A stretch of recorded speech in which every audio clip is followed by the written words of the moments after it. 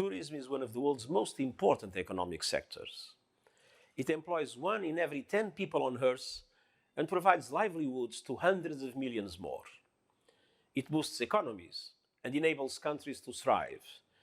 It allows people to experience some of the world's cultural and natural riches and brings people closer to each other, highlighting our common humanity.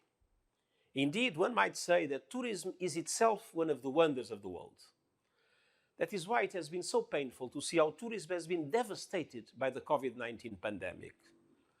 In the first 5 months of this year, international tourist arrivals decreased by more than half, and some $320 billion in exports from tourism were lost. Overall, some 120 million direct jobs in tourism are at risk. Many are in the informal economy or in micro, small, and medium-sized enterprises which employ a high proportion of women and young people. The crisis is a major shock for developed economies, but for developing countries it is an emergency, particularly for many small island developing states and African countries. For women, rural communities, indigenous peoples, and many other historically marginalized populations, tourism has been a vehicle for integration, empowerment, and generating income. Tourism is also a key pillar for the conservation of natural and cultural heritage.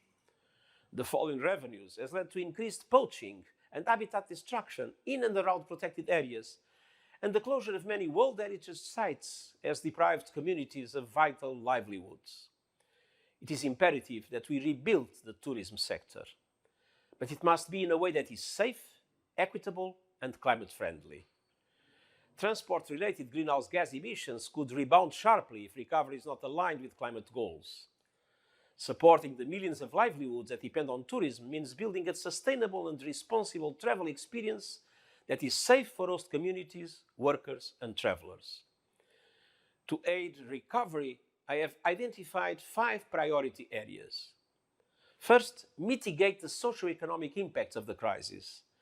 Second, build resilience across the entire tourism value chain. Third, maximize the use of technology in the tourism sector. Fourth, promote sustainability and green growth. And fifth, foster partnerships to enable tourism to further support the Sustainable Development Goals.